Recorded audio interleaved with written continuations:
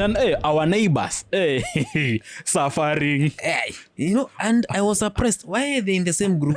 I don't know. But how Tanzania and Uganda they in the same group? Provided the beating is there, my neighbors are suffering. You don't want anyone to represent us. Kabisa, watu watandikwe. What is the past tense of overthink? Overthought. I want to say Get ready. Adunk. English ulimi yako. So last week I overthunk and I sold Walter Made. And then he comes back and he scores 2 goals. Man, I saw Samba. That's what I'm saying. I think our Manchester United players, they should emulate Hincapi. Okay. You are given a chance to prove yourself. And the guy, even I'm worried when Gabriel's come back, it won't be easy to get him back on the lineup. No, man. The guy has really stood up. Okay. He has really stood up. No. I'm just saying. I'm just saying. No, stop saying. In fact, the person to be emulated here is Arsenal, the team, because the team has created that environment for the player. No, but the player has really to prove himself. Has really proven himself. Not all players are called upon and they just show up like that. No, even look at our team. Anyway, I don't want to compare. I'm expecting, to be honest, as a football fan, I'm expecting that history to continue. The inability to predict which team between Arsenal and Chelsea is going to win, especially looking at how we played yesterday. I think we are yet to be there. We had so many opportunities to score, but we were not killing the game. Our problem is really not in the defense. I have seen so many people raise concerns about the level at which we are conceding goals at the last minute, which for me really is not the issue. The issue is our struggle to convert the many opportunities we are having. And if we are going with that challenge to the semi-finals, then we are going to get it rough from Chelsea, which is a team that also attacks. If you ask me, it has a good attack.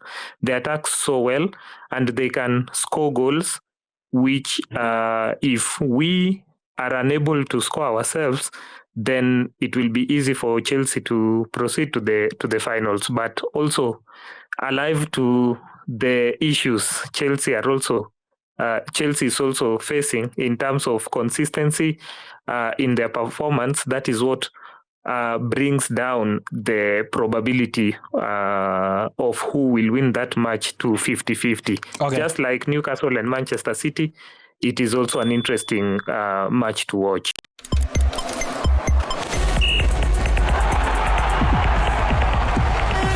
I've been doing this month for the last 2 months. I've been doing this month. The months are not working. If he is the one who decided to sell Mbuemo, he will perform for us. Hello guys, welcome again to another week of the Triple Cup Show. A very nice and easy kind of week. Fortunately, the holiday season is here. Merry Christmas to all our fans. An easy week when are we recording? It's on a Wednesday afternoon. And then who else join me, man? We'll start with the new guy after a long time away from the pod, man like Brayo. What's up, G? Merry Christmas. Okay. Eventually I have shown up on a Christmas on the eve of Christmas, and it's great to be here. Okay, on the other side, after you guys chased me away. We love about that. And then on the other side, it's man like Anto. Yeah, what's up? Merry Christmas to all our supporters, all our fans. It's good to be here today. Okay. And looking forward to discuss more about what's going on in the football world. Okay. Yep. So in the football world, man, much is happening and much has to be named, man. Because a big shout out to, I was lucky enough to go and watch the first FIFA Intercontinental game, which was PSG against Flamengo. Yep. Oof. If you haven't watched the highlights, I tag it here. Even it was a great game. I didn't know Flamengo is such a great team. Actually, they have been on a very good run because they won the Brazilian Premier League, And then they won the Brazilian, the UEFA for Copa America. It's Copa. The Copa Southern America. Copa Libertadores. Yeah, okay. That one. And they almost won this, the FIFA Intercontinental Club, but unfortunately their penalties, they were very awful. Let me tell you, the fans, the Brazilian fans, they were mad fun to the vibe, because unfortunately I was rocking my PSG jersey. I know you're a PSG guy. And the coach which I was inside, I was from United. No, I support like 3 teams here. Every league I have a team which I'm supporting. So unfortunately I was the only guy, a PSG guy, a guy rocking a PSG jersey. And I was like, I don't know, I thought maybe there'll be, let's say, like rough. But they were so good, man. We had some nice chat here and there, and then they were like, what do you think? What do you feel about the game? What's the energy about the game? I was like, yeah, it's nice. They were so cool. I thought, because I was the only, because even if you saw the video, behind me or in front of me, I was the only guy with a PSG jersey. So I thought maybe they'll be wild. And they were so good. Yeah, nice. Man, then the vibe on the pitch here, there are guys. Hey, Jorginho. You should thank God you are not in Brazil. And then Jorginho, he did that thing with the penalty. Man, it was truly a good game to see. And then PSG, we need to give flowers where it's due. Luis Enrique, he has bagged, I think now it's six caps for this season. Hey, man, we just big shout out to them and the PSG farming. But that game, the unfortunate thing, the guys who we thought they're gonna win the game, they're the one who lost it. Man like Dembele losing a penalty. Yeah, man, he sent it to us. The other guy, is it Dewey or whatever? I forget the name. Also, he lost the penalty. Then only the guys who won the penalty, it was Vitina who scored the goal, and then there was also Nuno Mendes scoring it. So it was a very nice game, man. You can check the highlights on the pod also on the channel, so it's there. And then it's nice, man. So after that, AFCON came. Morocco did a thing. The show, the drone, the pitch. It was a great. It was the. I thought it's AI. When you see this, I thought it's wow. This is AI. I thought you were being wowed by the Atalanta Stadium. What? Leave alone the Atalanta Stadium, man. The opening ceremony. Okay. That was really brilliance. Many guys are saying that the view, it was out of Africa. Guys say this is not happening in Africa. But true to the words, the ceremony was superb. A class. Yes. Yeah, so it was nice, man. And then come to the world of football. EPL is still there. And then also on the midweek there was a big game.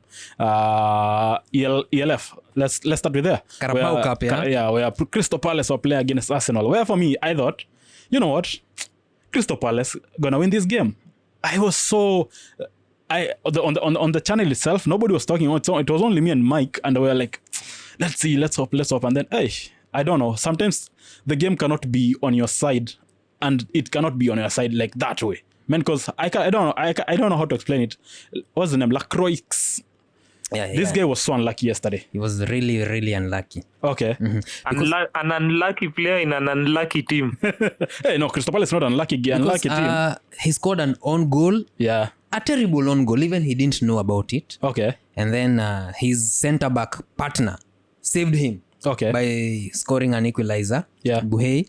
And then it comes to penalties. All the penalties were like excellent until it reaches to him. So it's here's the point. Guys are saying, I was like, you know what? I don't trust Kepa, but I know him when it comes to penalty. I know he just because guys bantered him. I think the other time, you remember when he was injured against Chelsea, he refused to leave out of the pitch. And the other time, I think it was Chelsea or Real Madrid was supposed to win the game. Then he still lost the penalty. Man, what a way to revive yourself on what a time to on what kind of, let's say, how big of the event to do it. Bring Arsenal to it's not the semi-finals, yeah? Man, what do you expect from that? That's amazing, man. So it's Arsenal and Chelsea, yeah? Yeah, and then Man City, Newcastle. Brayo, what's your thoughts, man? That's a good one. Manchester City, Newcastle is going to be an interesting match to watch. Newcastle are the current holders, the defending champions of Carabao, and they have also demonstrated the capacity to challenge the big teams, even in the league level. So I'm expecting a tough it's a two-legged fixture game, right? Okay. No, I don't think so. I'm expecting semifinals. I don't think so, man. Semifinal, yeah, it is two-legged. Really? Yeah, I think it used to be two-legged. Okay. Home and away. Yeah. So I'll give it to. I'm expecting Newcastle to have an edge over Manchester City by virtue of them being the current holders, and for them to be the defending champions, they had to go over formidable opponents last season in Arsenal and I think Liverpool, and that already tells you that this is a team that has established itself among the football elites. So I'm expecting Newcastle to continue with their dominance in this cup competitions. Okay, but on the other side, you and the London guys, it's you against Chelsea again, man. While these two teams meets the derby, it's always undecidable. You can never point it out like it's gonna go one sided. What's your thoughts there also? I'm expecting, to be honest, as a football fan, I'm expecting that history to continue. The inability to predict which team between Arsenal and Chelsea is going to win, especially looking at how we played yesterday. I think we are yet to be there. We had so many opportunities to score, but we were not killing the game. Our problem is really not in the defense. I have seen so many people raise concerns about the level at which we are conceding goals at the last minute, which for me really is not the issue. The issue is our struggle to convert the many opportunities we are having. And if we are going with that challenge to the semi-finals, then we are going to get it rough from Chelsea, which is a team that also attacks. If you ask me, it has a good attack. They attack so well, and they can score goals, which if we are unable to score ourselves, then it will be easy for Chelsea to proceed to the finals. But also alive to the issues Chelsea is also facing in terms of consistency in their performance. That is what brings down the probability of who will win that match to 50-50. Just like Newcastle and Manchester City, it is also an interesting match to watch. You guys talking about Chelsea still, they play against Newcastle, where we were so happy. Already Walter Made did the thing on the first half. We thought maybe this is the time, maybe we're going to have a chance to maybe brag on the weekend. Because Chelsea, they were already 2 down before the halftime, and then, come to second half. Reece James did a thing which I was like, you know what? This is a wake-up call. You don't expect a defender to score a goal of that caliber. It was superb. The free kick was amazing. I don't know how to say about it. And then coming off, Cole Palmer coming back on the pitch. Nice pass. Boom. The guy, Jao, did the thing, and then it's a goal now and end up to 2-2. What a turn of event for an early kickoff of the game, man. Yeah, because Newcastle, Chelsea, they don't have a good record at St. James Park. Not just Chelsea, most of the teams. Most of the teams. Yeah, that's a hard thing, tough for you. Coming back from 2-0 to draw 2-2 at Newcastle, that was a very huge result for Chelsea, man.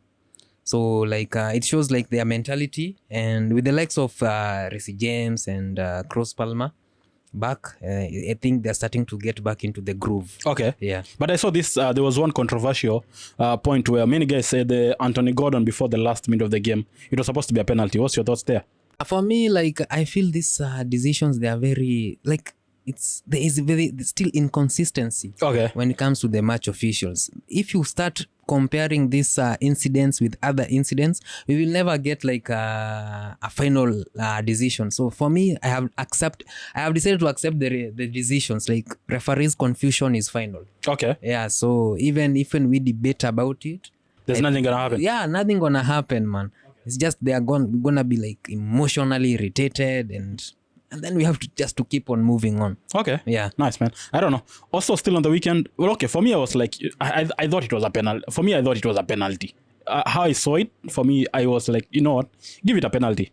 But, as you said, it's human beings, and then human beings to error, Yeah, that's why it's. And then the big game on the weekend, Everton, it's been one of the team that I don't know how to do. I don't know how we're going to sit. And then people are so angry, FPL managers, when they saw the penalty, they knew Saka has already got it. And then I saw I don't know which media, one of the English media was like, they're not sure if, because a photo was being posted where Pickford had the pictures and the stats for every player. But Gyökeres was not part of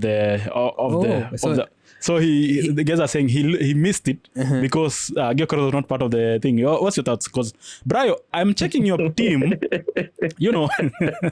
This you guys you are winning now. The games that you have win nowadays, you are winning it luckily.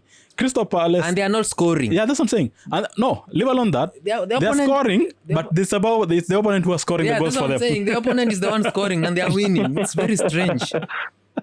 I saw an interesting statistic that since our match against Slavia Prague, we have gone for over 300 minutes without any of our players scoring a goal in an open play. Okay. That's interesting. It's bad. Yeah. It's bad for a team of your caliber, Yeah, but I think luck goes for the diligent. You cannot be lucky if you are also not creating chaos. It means that those people who are even scoring for us are doing so because there is no option. It is the best option where we have created pressure that has ended up in chaos to lead them into scoring for us. But I think we cannot continue that way as a team. If we are to be regarded as a complete team, we need to be all round in terms of our defending, in terms of midfield. We are good in all those departments, ball distribution, but my biggest concern is in our finishing. We need to do something about our attack so that the balls we get, the chances we create are converted, and that is what will bring us at par, will put us at par with teams like Manchester City and Liverpool, which really, in my view, are complete teams. Okay, nice. I saw your team, and then I'm seeing this guy Hankapi. What's the name? Hinkapie.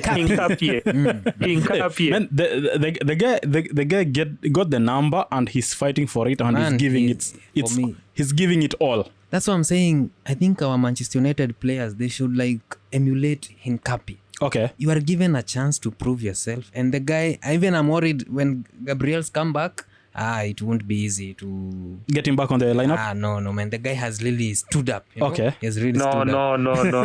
I'm just saying. I'm just saying. No, stop saying. In fact, the person to be emulated here is Arsenal, the team, because the team has created that environment for the player. No, but the player has really to prove himself. Has really proven himself. Not all players are called upon, and they just show up like that. No, even look at our team. Anyway, I don't want to compare. Okay, we'll come to that. Hey, Man City. This is one team which it's a team. I saw it's a meme online. Somebody said, whenever just Arsenal thinks they have a time to get a gear, that's when Man City now puts on form. Because Haaland, this guy is okay. Let's talk facts. This guy, he's not a human being. Let's start from there. He's just not a human being. Man, the guy is incredible. He's scoring goals from each and every angle. He's just giving it all from each and every angle. And I don't know how to frame him. Come to now, guy scores 2 goals and an assist. And then if he scores on the weekend, just a goal, he's just 1 goal away to break a record of many goals scored before the new year. He'll be the first player so he just need one goal to break a record, and he has already broken another record for 100 goals. The earliest 100 goals to be scored by a player in the EPL. I don't know how many records he's gonna break. And then when you check how Pep talks to him, and how he talks about him on the player, it's like it's a normal thing. It's just he needs to score. It's like that's your work. Like if you see how Pep speaks about Haaland, it's like he's supposed to be scoring. What like what's there? What's there to be talked about? He's Haaland, you know. And then I'm like, yo, what to do with this team? I don't know. You know, Man City, I checked now they are on 7 wins in a row. Okay. And I can't believe this is Manchester City, like 2 or 3 months. They were ridiculous. They were ridiculous. They were nowhere. That's what I'm saying. Every time I see this team, Manchester City and Aston Villa, if they came out of that awful form, why not Manchester United is not happening to us? Now Villa, we 10 will wins talk in a about row. Manchester later. It's still on the part of the recording. That's what I'm saying. I'm just like... We are keeping the best for the last. I'm just agitated. Okay. Man City, 7 wins in a row. Aston Villa, 10 wins in a row. 3 months ago, this team, they were even losing 3-4 times in a row. Talking about Aston Villa. Nowadays, the banter was good among us until the admins of the until the admins of the club joined in. The Aston Villa admin bantered the Manu Vibaya. Yes. He was like, you know, if that guy who was the 400 plus now, I think 463 days without shaving his hair. It was like if you're in an Aston Villa fan, you could have gotten your 2 cuts by now. And I'm like, you know what? It's funny, but it's not. Man, that is brutal, blatant banter. Because they have won 10 games in a row, back to back, and all of these 10 games in a row, they're in 1 year. Yeah, and our guy, he has not shaved his hair for 463 days. So you can imagine how brutal that admin teared us. Hey man, because I checked the Villa game. Because you said Manchester United. It was Manchester against Villa. First of all, it's a very bad situation which we are in now. Keeping in mind, Bruno Fernandes it's like an hamstring. Amorim says the team, according to the team news, it's not gonna be that bad. It's just a small issue. Okay, let's give like 3-4 game weeks. That's it.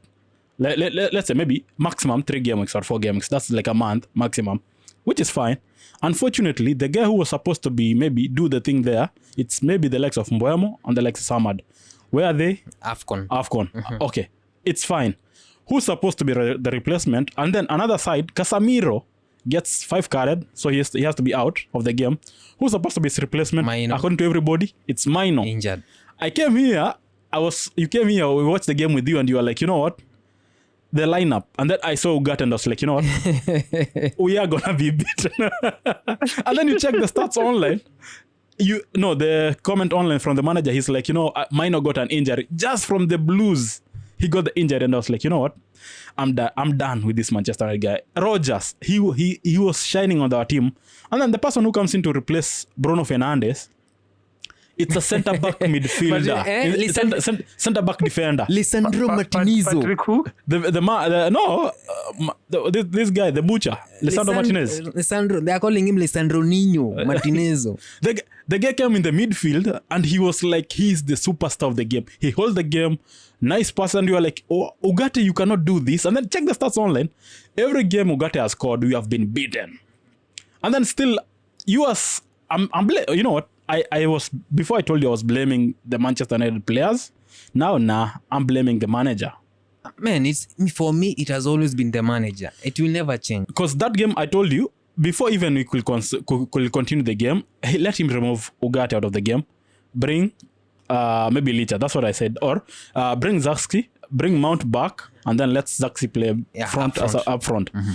After that, I saw the bar, and then we checked the what's it called our bench. Mm-hmm. Man, they were all kids. Yeah, yes. And then you were like, who's the only one who's gonna come here? It was 1-1 better. And I told you, if you could have bring that change, while we were still 1-1, we had a chance to have a draw or win the game. But he brought the youngster already when you were two goals down. And if you bring a youngster that kind of atmosphere already, for him, he will not give his all. First of all, he does not have the confidence to play the game. It's his first call to the senior team. You don't expect him to play 15 minutes, a better game as compared to if you bring him and then start playing him 10 minutes, until it will build on something. But if it was 1-1, at least he knows. There's less pressure. Yeah, right? As compared to you are 2 goals down already. You are supposed to make us win or recover. The pressure is in. Yeah, so if you are 1-1 and you bring them, I thought we could have, because this guy Lacer, the guy who came, the striker, he had a chance and he gave a shot. That's what I saw previously while Greenwood was given the minutes, while he was young on the team. He do have those chances. He took them, and after that, it built his confidence. Check Arsenal now, down man, when he's coming in the 85 minute, he started by 85 minutes, 80, now 75. Same thing. See all the youngsters like Miles Kelly. The other midfielder, what's the name? I forget the name. All of them, they are being introduced, not just when everybody from the main team is injured, that's when you're going for the academy, under 21, to bring them to the team. No. Arsenal brings them, even if there is the best player, the start of the game is there, still they bring them, and then they give them that at least once or here and there, a few minutes. It builds their confidence. But Amorim, just when everything is gone to the gutter, that's when, you know what, I'll just need these academy kids to fill my the players shit, and that's it. You can never win a game with a player like that, with a tactics like that. For me, it's never going to happen. It's not going to happen, and it's not going to change very soon. Okay. Because I told Brayo off mic, like, we are the likes of Bristol Rovers, Oxford United, Charlton Athletic. This is now Manchester United in this class. Okay. That's how low we've become. And for me, I don't know which Amorim, like, there is no any improvement. You know, sometimes you can say he's improving, well done. No, man, there is no improvement, man. We are still in shambles, and I can't believe now it's almost half the season. Almost we are approaching half season, like almost 15 games, I think, and still there's no improvement. So for me, I'm just there, I'm just floating, watching Manchester United, Amorim drive us wherever he wants us to take us. Okay, Brian. Yeah. How many of Manchester United players today are Amorim players? You realize that the only players he signed in, there are a few, the likes of Akina Mbeumo Kuna, and who is this other one? Shesko. The manager has been around for a little under 2 years. Yet what we are talking about are things that are expected of someone who has been given too much time, adequate opportunity to bring change to a team. Given the history of Manchester United and where the problem started, and that can be traced back to when Sir Alex Ferguson left the club. It has never been the same. You bring in a coach, David Moyes, he makes some signings here and there. The team does not seem to pick up. He leaves. Another coach comes in Louis van Gaal, makes some new signings. For some reasons, he feels he has done his part for the team. He leaves. The team brings another coach, and the cycle continues. What that has on the team, the effect that carries on the team is lack of stability. So for me, the biggest problem in United is really not Amorim. Today, if you even bring Zinedine Zidane, this problem will still persist. These are coaches who have succeeded elsewhere in their previous teams, and if only the club give them the kind of support they need, not just in terms of on-pitch performance. There's a lot that is to be done in United philosophically, also for the manager to take charge of the dressing room. If this manager is also given time, because right now he's playing with a mix of teams. I mean, the United that you see right now reflects a mix of philosophy. It is not very clear what United stand for in terms of football.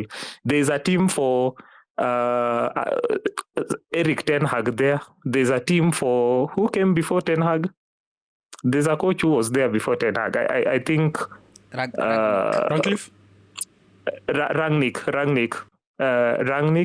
There are some philosophies from the management, because the changes that has been happening at United has not only been at the coach level. there's also changes at the management level. I think just the other day, United recruited Omar what was his name? Berada. Berada. So you realize that these people who are coming in, they are coming in with new perspectives that may not necessarily be a continuation of what used to be there. And that constant clashing of ideas interferes with the plan to bring back the stability that used to be there at United. So for United, I am looking at a crisis that is long term. It is one that cannot be addressed in the short term. So if you ask me, so it's not one term.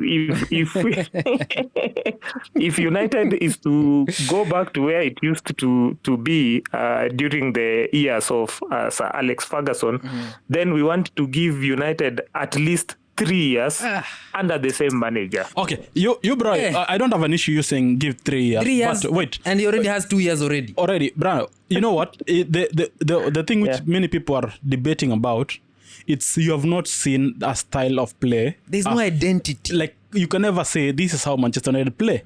Whenever we win a game, it's only from maybe the team was bad which you played against, and sometimes it's the players themselves, personal brilliance as a player, not as you played as a team. Because sometimes you may see it's Casemiro who did just a thing, boom, we get a goal.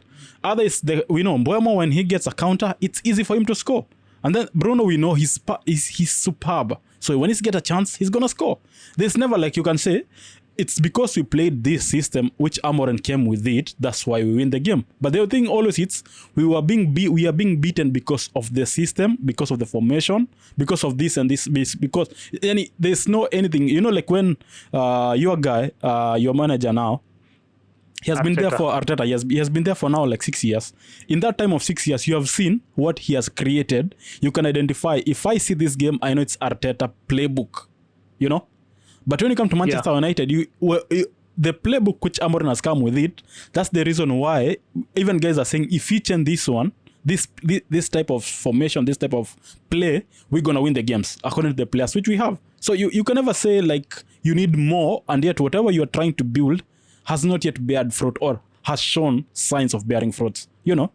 Yeah, and I agree with you. But there's also the aspect of not overlooking the root issues that has been afflicting United. Last season, I think United has had cases of injuries. So many of the first team players were not available for selection. And maybe that is a problem that seemed to be slowly going away or have not been seen as a problem this season because some or most of those players have been available for selection this season. I look at it as the first the first opportunity for the manager to play with a whole squad, and this is now the period when these players have an opportunity to play together, from which the manager can determine what philosophy to instill in this team. Otherwise, the other period he was in United was, for me, an experiment phase because there was really nothing there to play. Is this his second season or first? Second. This is his second season. I think for me, you've made a comparison with Arsenal coach Arteta in his first season in Arsenal. The first 2 seasons Arteta was in Arsenal, I think we finished number 8. For us, we finished number 13. No, not 13. We almost 15, number 16. But I think the position really doesn't matter because you see, that number 8 for Arsenal was the worst in its history. Okay. For United, but look at the performance. 13, it was the worst. Look, the identity. You know, you can see like there's change. But for us, we are stuck. We are not moving. For me, I feel plain and simple. Amorim is not built for the Premier League. Really. Creating an identity takes takes time. It's a process. I'm not saying that he's a good coach, you should retain him, but I'm convinced he is, going by what he did in Portugal. Now it's already 2 years. At least you can say in these 2 years, I can say, wow, I have seen some notable changes. Okay, there's something to build on. But now it's already down 2 years, nothing I would like to pose a question to you.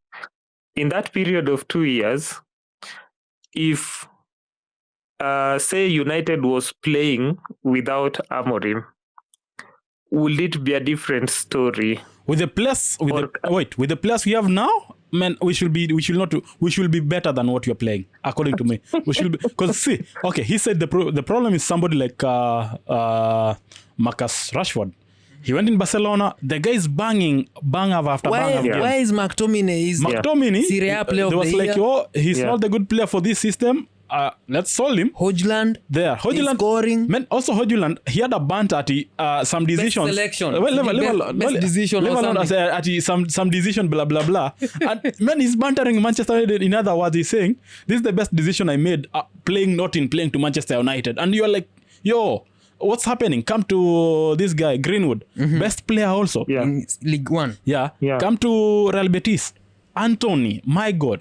He's shining still. So Brayo, there's no excuse here, man. You can say, according to him, according to him, he said, this is Sancho, but unfortunately he's not getting the minutes, so we're going to talk about him. But see, Lindelof also, when he came to, he just came to the Aston Villa's team, and is a starter, already 2 assists, and he's like, these are the players whom I did not need in my team.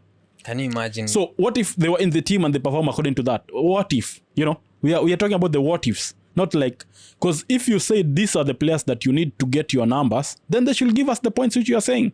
Because see, guys are bantering us.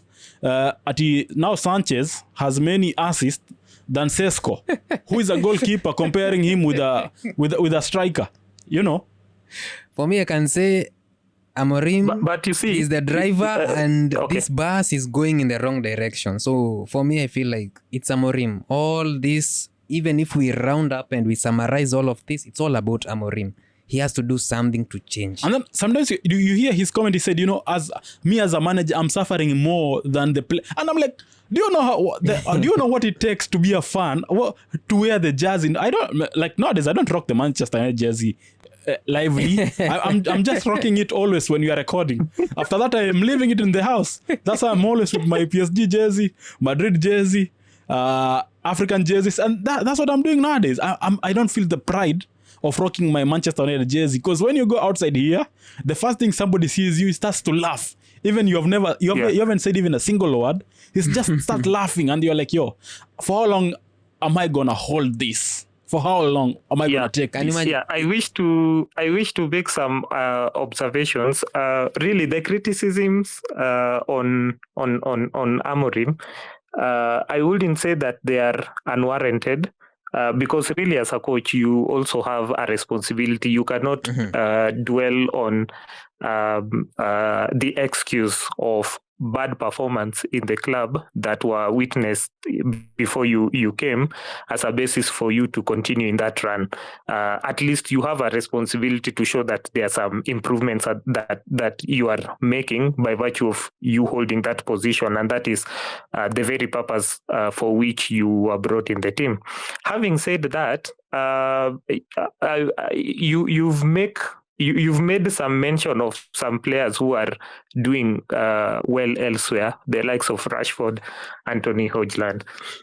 And you will bear me witness that these are players who, even before Amorim came to United, they were a source of concern for even the fans.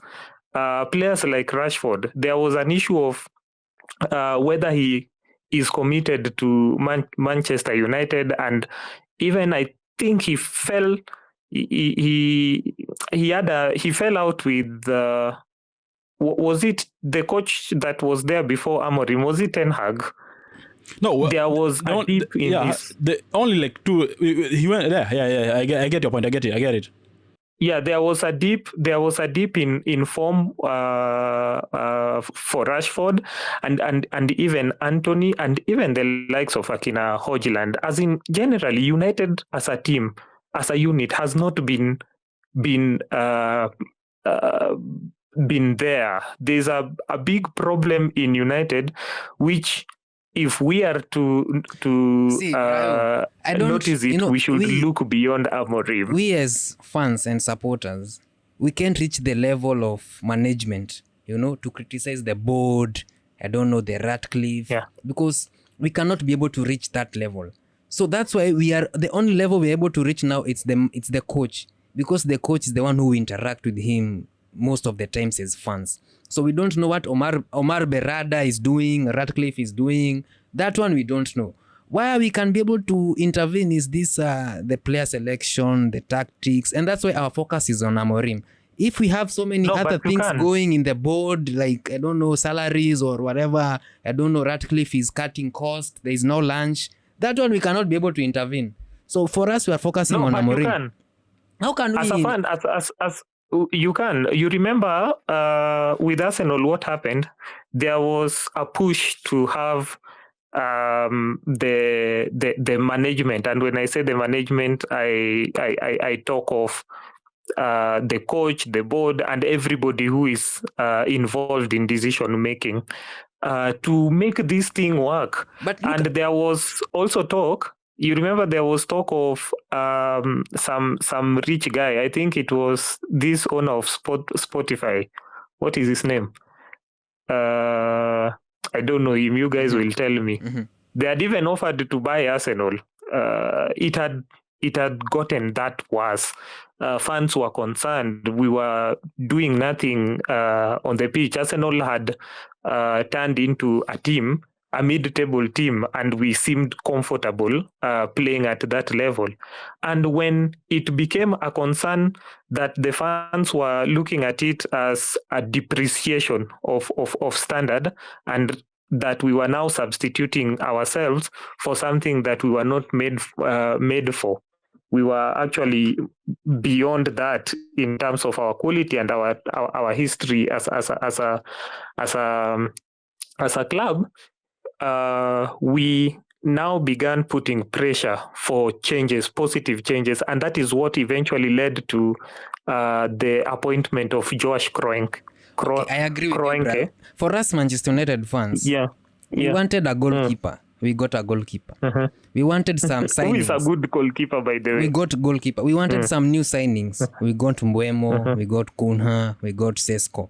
We wanted the training facility to be refurbished, to be renovated. We got all of this. It has. Everything has been there. Everything we are asking from the management point of view, it has been fulfilled. Yeah. Now it's the coaching which needs to be... That's what I'm saying. The management have done their best. Now it's upon to Amorim to do something, man.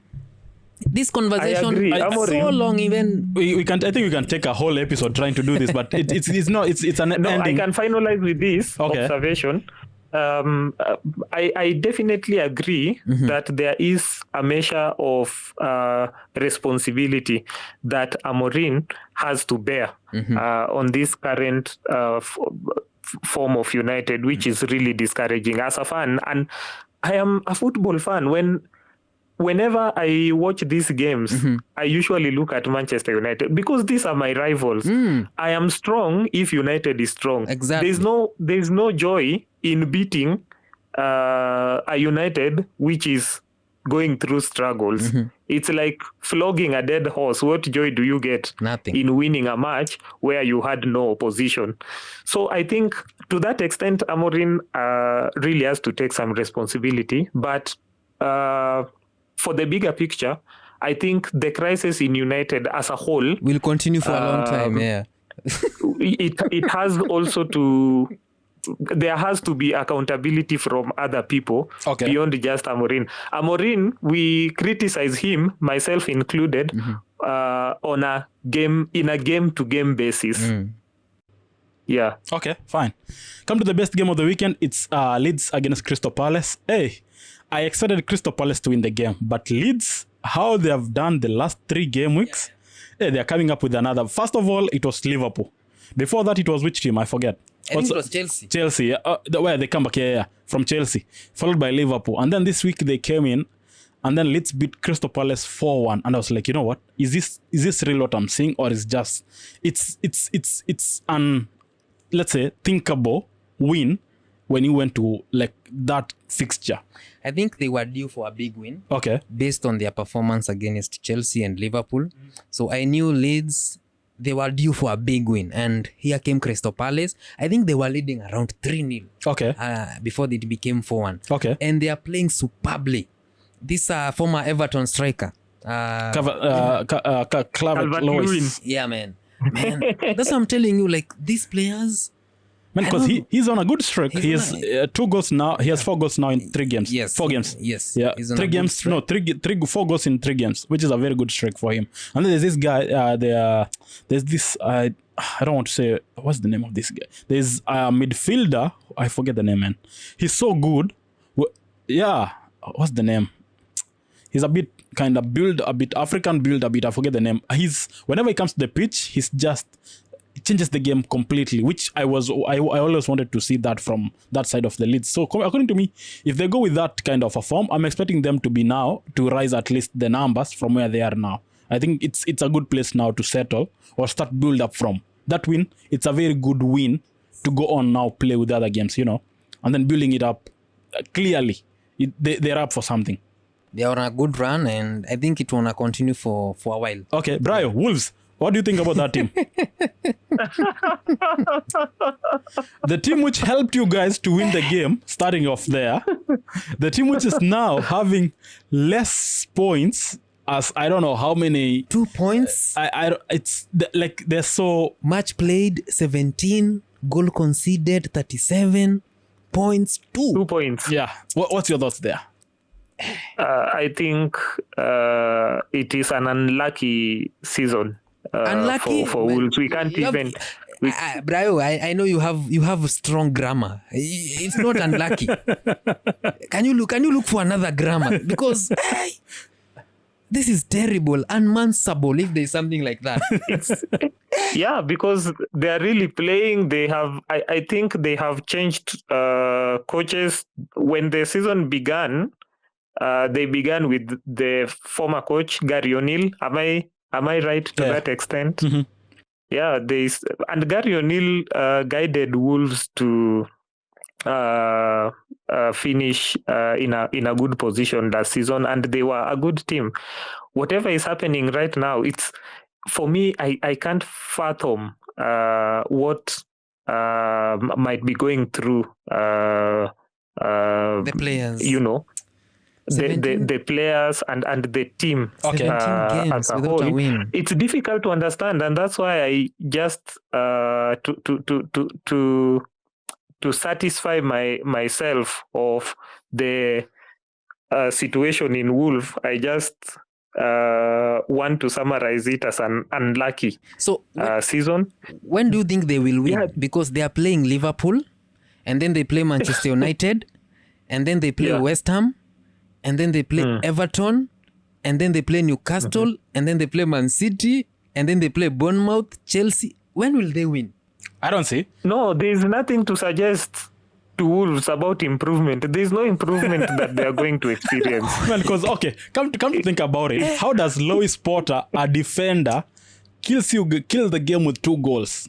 It's so bad. And then your striker losing a penalty. Also, Kelleher saving a penalty. I was like, you know what? When the odds are not on your side, they are not on your side. There's nothing you can do. There's nothing total you can do. And then there was someone who triple captained him. I'm like, there's nothing. When things goes to the wire... No, that can only be a robot. Welcome to the fantasy. Just relax there. Because I was checking the game and I'm like, you know what?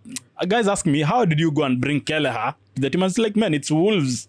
Like, no, it's Wolves. I expect that to happen. But I don't know. I think there's much to be done for... Because they sold somebody like Acuna. Who was the replacement for him? I think they never represented him something. Actually, this was due. Because last season, but one they sold this guy to Chelsea. This wing, Pedro Neto. Mm-hmm. And then they sold Kuna. And then they lost, I think, 1 or 2 defenders like this. So this Nouri also went to Man City. And Nouri, this defender. So this was due to happen. Now see, This is what they are experiencing. Okay. This is where management comes in. Brayo, you should now tear apart the management of Wolves. They sold their best 3 players. They sold Kuna, Nuri, and Pedro Neto, and then they did not replace them. Now this is what is happening to them. Okay. True. I don't know. AFCON is here. Sense. Yeah, AFCON is here. Whew, nice games. First of all, Morocco first game doing the thing. It was nice to see. Very nice goal. Somebody was like, Diaz, the word Diaz came up and everybody was like, wait a minute. Mm-hmm. Is it the Diaz for Real Madrid? Yeah. You know, I didn't know about that. I did not know about that. Yeah. So everybody was confused, like, Diaz? Who is this Diaz? Who is this Diaz? And then, it was the Diaz for Madrid, scoring onto a very nice banger. It was a very nice one. Mm-hmm. And then, our neighbors, suffering. Hey, and I was surprised. Why are they in the same group? I don't know. But how Tanzania and Uganda, they're in the same group? Provided the beating is there, my neighbors are suffering. You don't want anyone to represent us? Kabisa, watu watandikwe. Starting it off, it's Tanzania. Play against Nigeria. Hey, man, you will be? Okay, first of all, the Nigerian team with the banter, I was saying them before they went. This guy, Iwobi was bantering Bessie. Yeah. Well, he shot the shot. He said it reached AFCON before, so our team reached there. Yeah, I saw that run. He just beat the first defender, the second defender, and then the last defender, I don't know, he just like cut back the defender, he slid, and then I was waiting for the magical finish. The guy shoot the ball to the Iwobi said that goal reached AFCON before us could have landed. Hold my hand. I think he's a gentle holiday. That ball has gone to AFCON before we got there. That ball has gone. I thought, Jesus. Then I looked at the fit. Chima, that was free. Blood of Jesus. I miss. After I miss, I shoot the ball like I'm a top player. And then he said that thing beats like a Jet 2 holiday. You know that one? The Jet 2. Yeah, man. It was very funny, man. Okay, and then our another neighbor. Uganda Cranes. Uganda. Almost 7. I think they lost 3-1. 3-1 against Tunisia. And I was like, furaha ilioje. But for me, I think Morocco, this is their golden generation. They just won FIFA Arab Cup. Yes. Before that, under 20 Olympic. They won. And then World Cup, they came, I think, it was number 2, yeah? Yeah, they won Chan. And the most surprising thing is the team which is playing it's the same team playing each and every competition. There's no like this is the team for this. It's the same team playing each and every competition. Wait, the one played Chan. It's this because most of the Moroccan team are all of them playing in the local league. So it's only, I think they have like only 2 players who are playing outside there. I think this is their time. This is their golden generation. And then man, seeing this guy, what's the name? Our guy, this defender from Mazrui. No. The defender from Hakimi. Ashraf Hakimi. Yeah, he came up and then showing his golden African boy. Man, so it was so nice to grace the event in that kind of thing. But the best thing, Salah, guys bunted him. He's not that good. He win the game in the 91st minute. A strike. Boom. Making Zimbabwe nearly did them bad. After a Mamushi goal, they were a draw. And then Salah, showing him why he's Salah. Coming in, getting the goals, which is for me, it's nice. Seeing them and seeing him playing that kind of level. Man, because always, me, I support Egypt in a way when it comes to the African game.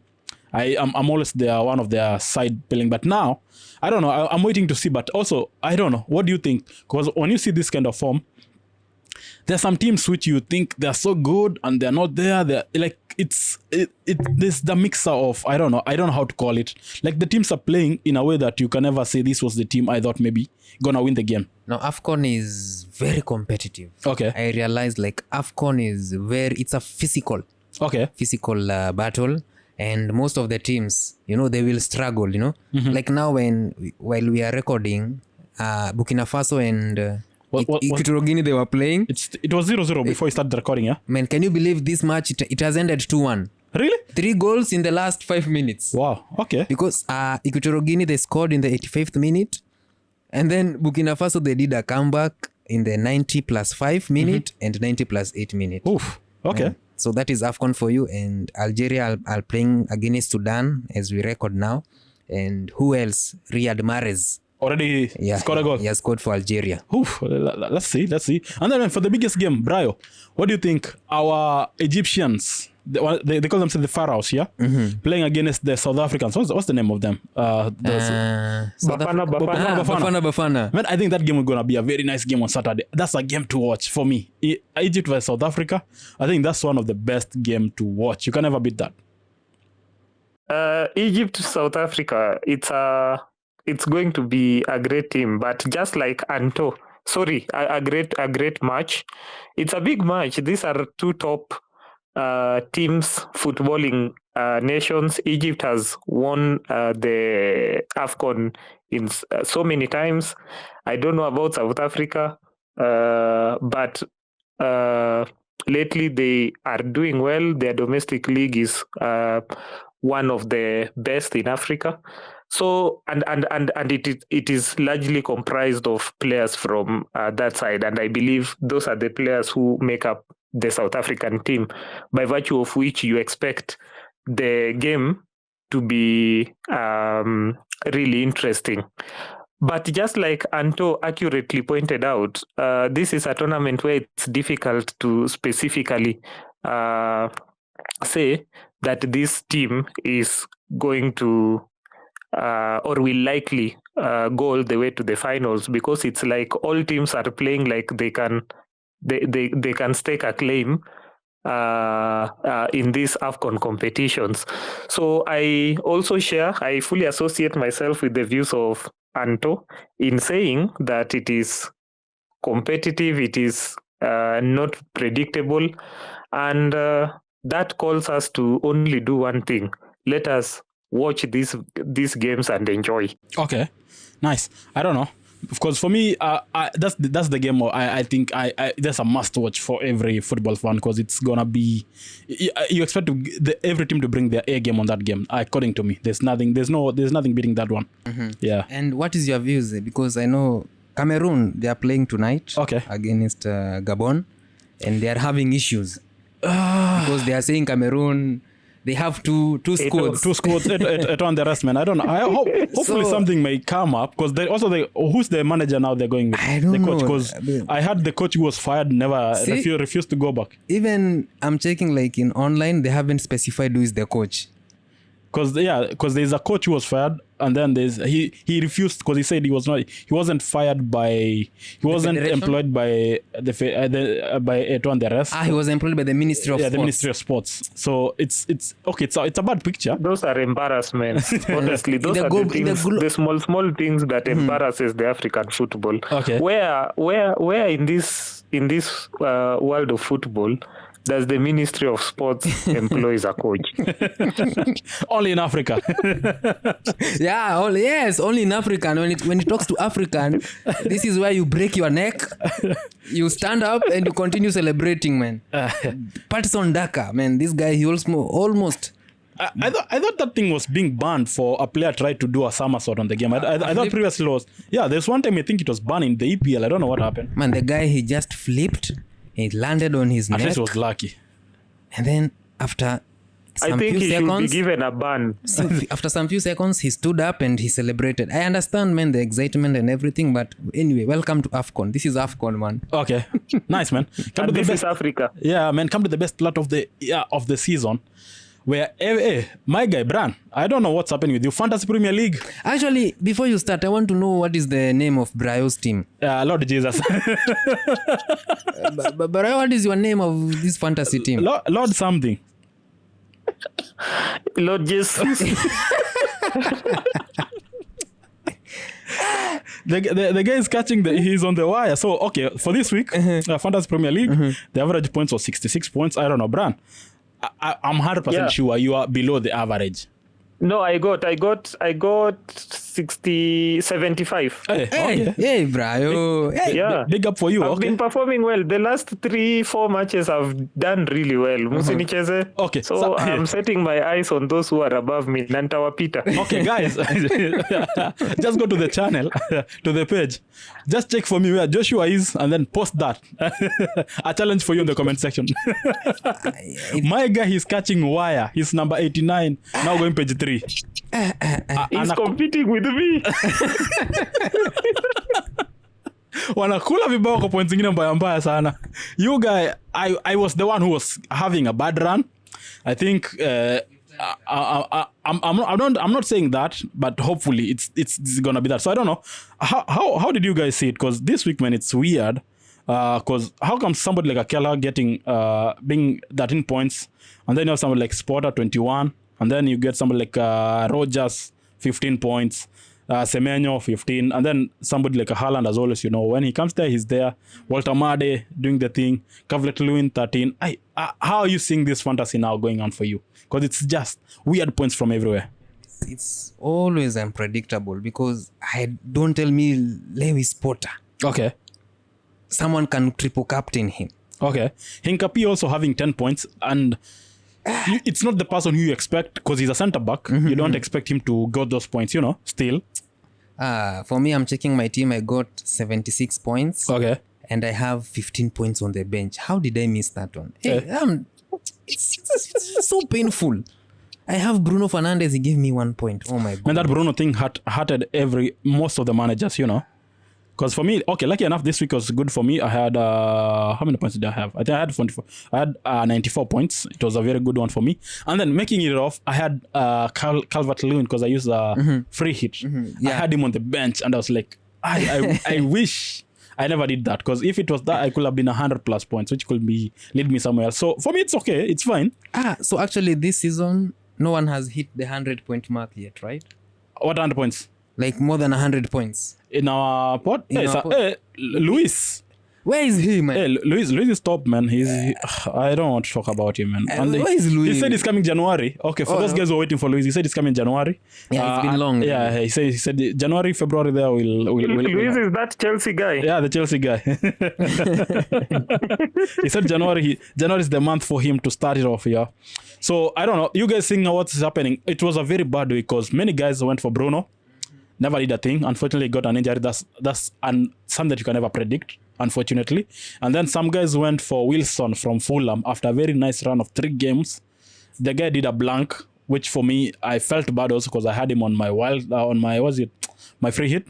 It's so bad. And then other guys went for Saka, and then they saw the penalty going for Gyökeres. It was unbearable for many of them. So it's bad.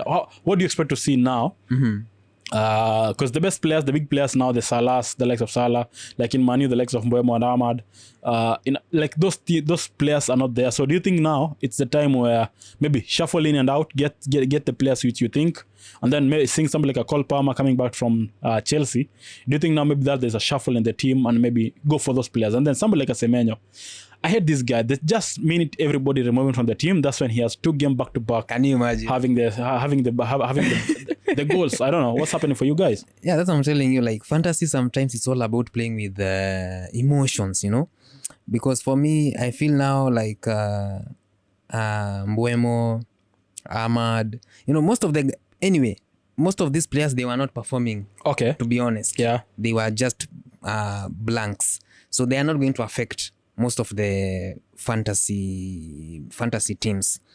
So, but the likes of Cole Palmer coming back, yeah, this is someone we can look into.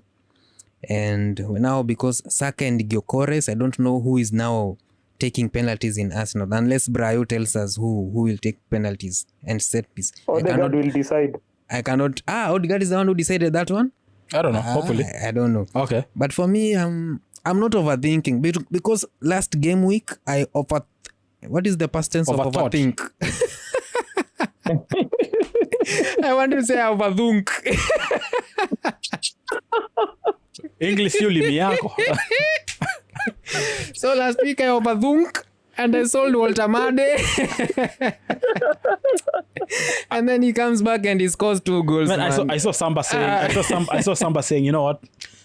Good thing I brought Walter Made, and I was like, yeah, there's some guy who sold him. So I'm not going to overthink. I just stick with the plain simple. Whoever is on form, I'm going for him. Okay, so talking about the form, I've seen the form of Rofes, because Rofes, the Sunderland goalkeeper, man, I saw this game they play against Brighton, and then 7 of their players are out of the team. I was like, you know what? I have him on my team, and I said I'm benching him That's why I used the wild card. I'm benching him because Brighton is a very good team. But still, Man, Sunderland, you cannot beat them. And I'm like, how comes first 11 of your team is going and still Brighton is a very good team? They can never get a goal from them. I don't know. It's the matter not mathing. That's what I can say. I don't know what's there in Sunderland because it's just unbelievable to see that results. Keeping in mind, best of your 7 players are out of the game. So it's like you're playing with another different team. And still, it's hard for you guys to get a goal to their nets. Yeah, for me, I feel like when the team is performing well, even the general dressing room is performing well. Because I thought like Sunderland losing all of these players to AFCON, it was going to affect them. But getting a clean sheet at the Amex Stadium in Brighton and the kind of performance they put, so I feel like there's a good mood. Eh? Around the dressing room. Is Shaka playing in AFCON as well? Nah.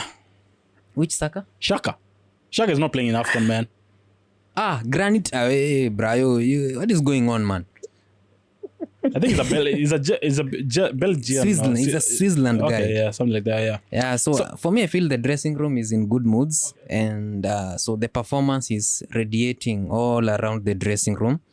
So, and they're going to prove like we don't, we still have like players left. Okay, so do you think the likes of somebody like Les Potter, because he scored this game like 2 goals, do you think going for the form as you are saying, you're gonna go for him because of the form? That's one person. Chalobah from Chelsea. Mike always say don't go for Chelsea player, but if you see the Chelsea player, somebody like a James, he scored. He's a defender. Chalobah getting set piece sometimes getting, I don't know what do you call him, attacking threats and maybe a goals. He's still a defender. What do you think?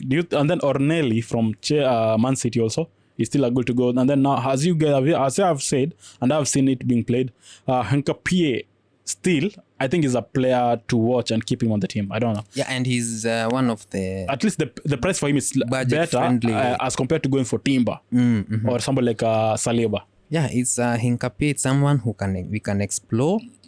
And then Chalobah, the same, we can explore. And... I don't know if the Potter guy, it was only one with Honda. I don't know. I don't know. Last season, he used to do like this. He used to go with these weird players. So I don't know whether you are going to... I stopped. I'm not doing that thing again. So I don't know. For me, I'm not going to risk. Okay. I'm just going to stick with the basics. Okay. Yeah. Yeah, man. Brayo, what's your thoughts on the defense? Do you think there's somebody else out there that guys are not keeping in mind on watch, but it's a player to must have on your team? I think the players to have other than those who are currently on the sidelines, Akina Gabriel, who you can't put in your team right now. I think those people we've always known are the same people you want to consider for your selection. Any other player who has made news by performing well this weekend, if they blind you into selecting them, you're gonna be in a shock.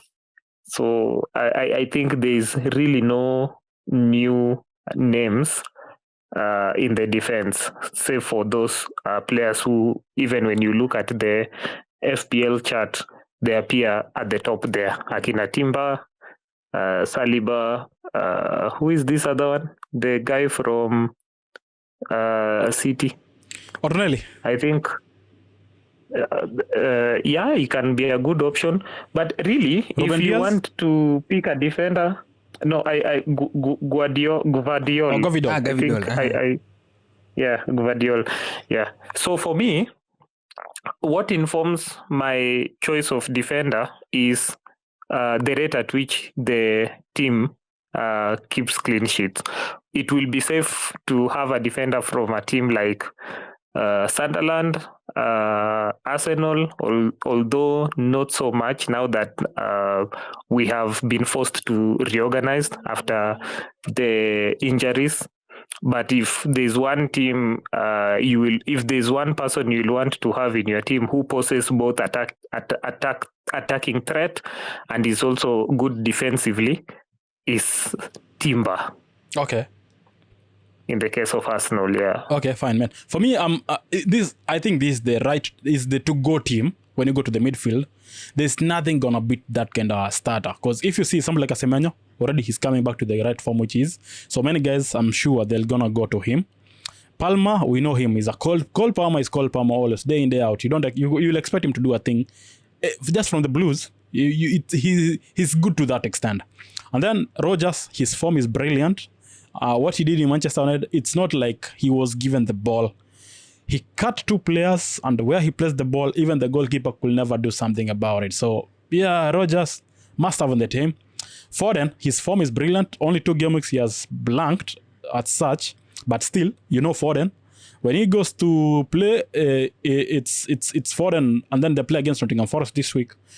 Nottingham are not on that good form as you expect them to be. So still, Foden's a player to watch. And then in Arsenal, I think the best player now in the midfield, Saka is not as the best as he was. So if you want to go for a midfielder from Arsenal, for me, there's nobody beating Rice at the moment. Also come to statistics wise, always he's getting the defensive points, 2 points always, assist as always, and then bonus also. I don't know how comes first for him nowadays.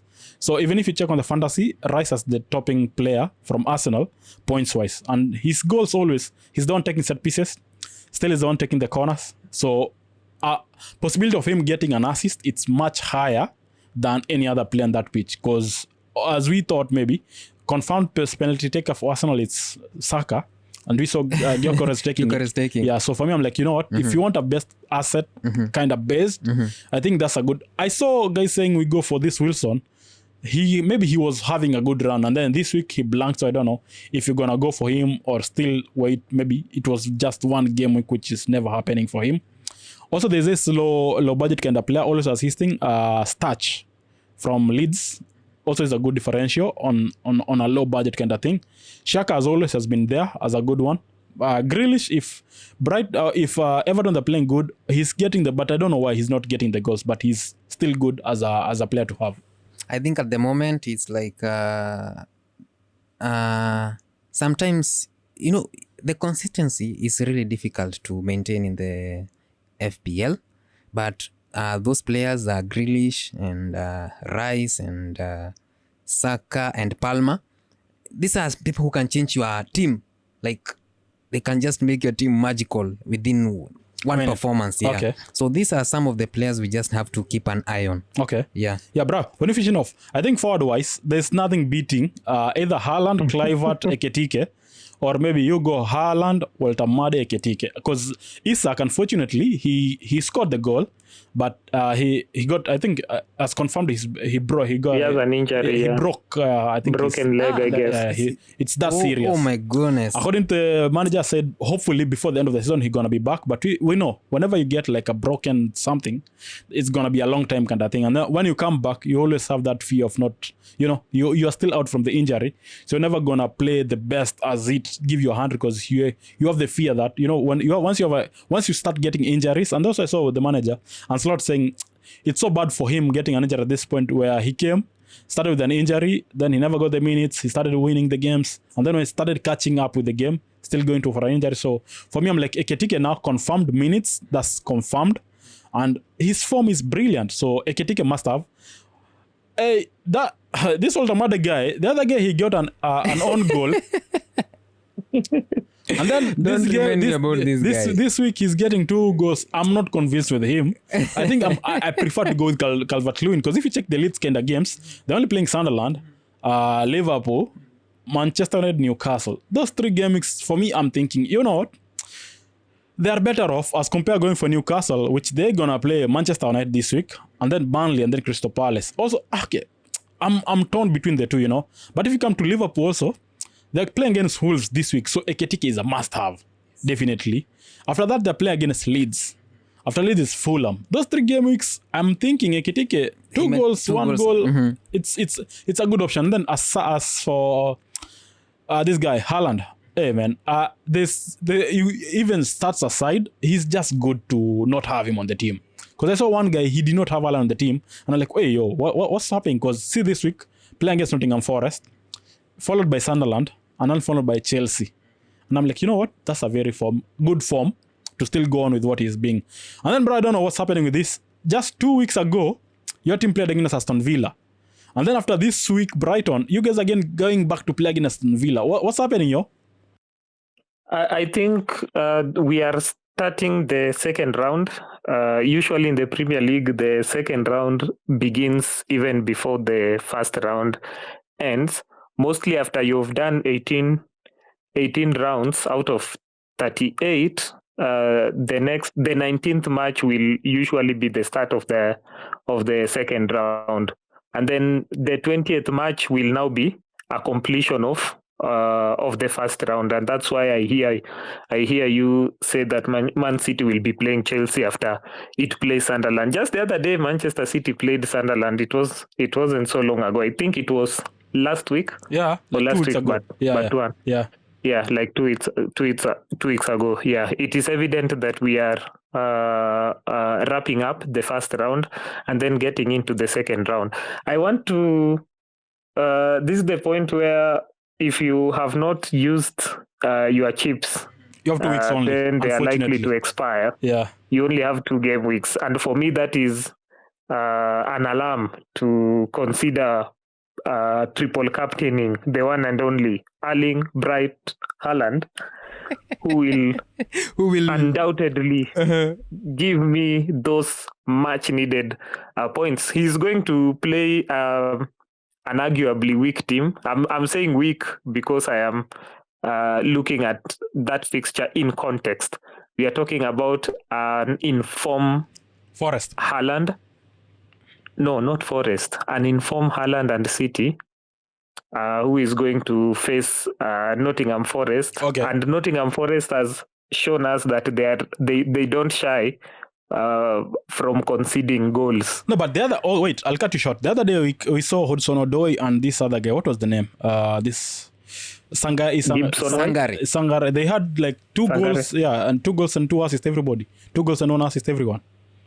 Against which team? I forget, but they just like 2 weeks ago or a week ago, they had a very yes. They were playing a certain team, and I think they won that match 4-3. I think 4-3. They are very good. Yeah. Yeah, they score. Yeah. They score, but they also concede. Okay. They don't have what you would say a reliable defense. So while they are good going forward, and they even beat Liverpool by the same scoreline, I think. 3-2 or 3-0? 3-2. I am basing my prediction of the game between NFO, Nottingham Forest and City, on the unreliable defense of Nottingham Forest. Okay. Seeing as Manchester City is a complete team, as I had indicated earlier when we started. It's really going to be a walkover for Manchester City. I hope I don't swallow my words when we come. There's a week which Anto used a triple captain and they got I think 6 points from Haaland. From triple captain. So it's that kind of thing. I don't know. You guys are always bantering this guy. Okay, it's not a banter now. I think it's confirmed. A must-have player to have, it's always Richarlison. He's scoring goals, but unfortunately, his goals are never enough to help Spurs win the games. This week, he came with a banger, scored a very nice goal. Still, Liverpool, they never had a chance to get a win against Liverpool, and that has been also still against Manchester United. He had the 95th minute also, 91, right to what he thought he had a winner. The Leeds came back and do it. So I don't know. He's very unlucky guy. He's good in scoring, but the team, it's not helping the team at all. I don't know what's happening. So finding it off, what do you think? There's Diago from Brentford. I think it's the time I just need to sell him and go for another. And then Welbeck, I was supposed to go to him, and then I'm seeing he's flagged.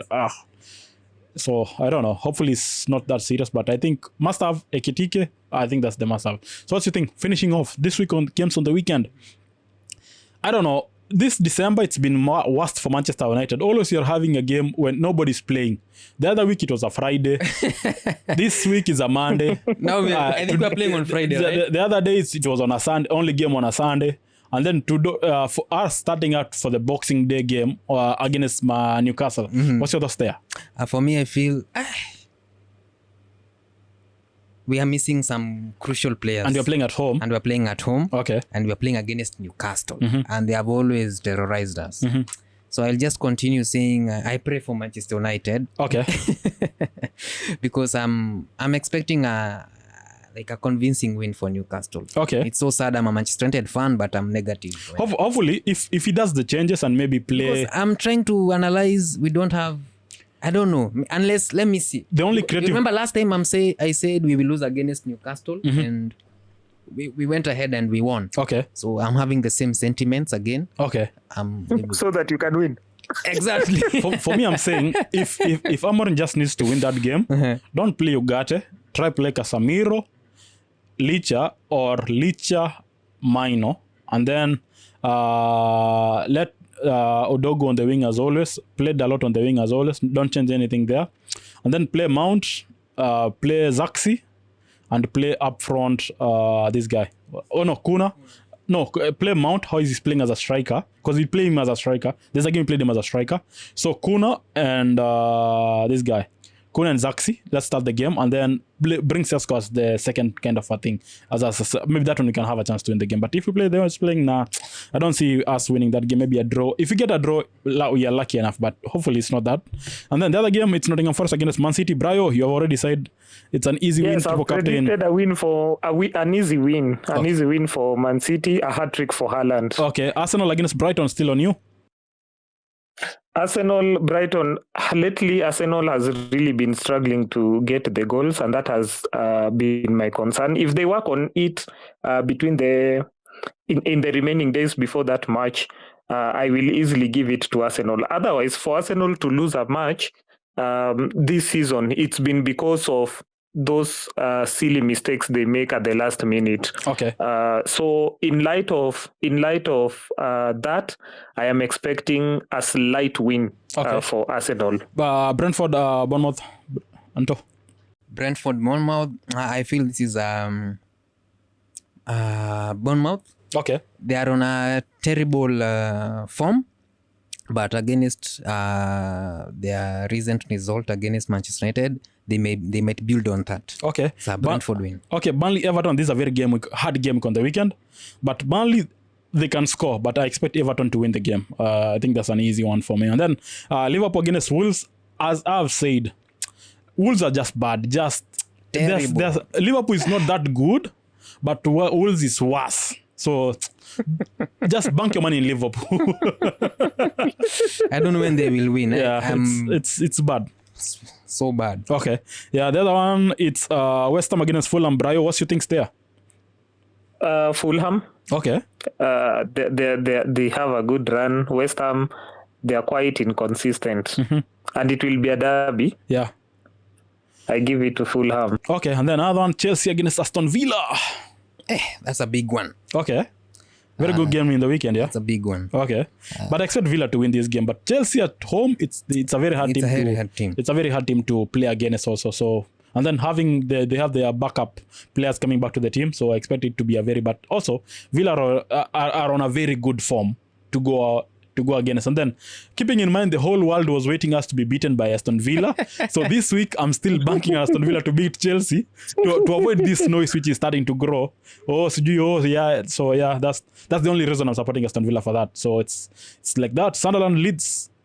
It's a difficult one. Okay. Because both teams, they have really they are the new teams in the Premier League this season. Yeah. And they have really shown incredible performances. So maybe Leeds, Sunderland, maybe draw. Okay. Yeah. Brayo, finishing off. Crystal Palace have like 3 back-to-back lose. Spurs the same thing, back-to-back lose. What do you think? Crystal Palace against Spurs as we wind off. That's a London derby and a win for Crystal Palace. Really? Man, I think Spurs may try to pull up. Spurs, whenever you don't expect them to win a game, that's when they do win the game. So, in this case, we are expecting them to win, just like we do expect Crystal Palace to win, but they will lose. Okay. The challenge Spurs is facing is in conceding. Spurs is like Nottingham Forest. They can concede, but they can also score. But the rate at which they are scoring is what is, making all this become difficult for them. Look at Crystal Palace. Crystal Palace is a competitive team. They can cause problems to bigger oppositions like City, Arsenal, Liverpool, and even from the performances they've had against those teams I've mentioned, you clearly can tell that this is a team which, if you are playing against, you have to be prepared, because I think it is one of the team that has denied Liverpool 3 points this season. Crystal Palace. They made our work difficult in both the EFL and earlier in the league. So I'm expecting Crystal Palace to really come through against Tottenham, and they have a good defender in Guehi. Okay. Yeah, so man, it's been nice, man, having you guys. And then as we find this off, Merry Christmas to all the people celebrating. The holiday vibe is here, man. It's been nice. Wherever you are, bana kanisa, let's go to church. Tuendeshe magari kwa uangalifu, tusikunywe sana kama Anto. Okay. Supu na uji. Very important. Supu tu na uji. Very important. And then, man, big shout out to all of you coming back, man. Nice to have you, bro, man. Yeah. It was a while, man. It was long waited to have you back still, so it's nice to have you back. Yeah, great to be around. Okay. Yeah, man, it's been nice, man. Malek Brayo, Malek Anto. Till next week, the Triple Cup podcast in each and every social media platform. But, man, guys, please follow us, like, subscribe, and share, and then tell a friend. Adios, it's been nice. We out. Adios. Oh, Brayo. Viva. Tuonane bana. Tuma sikukuu bana.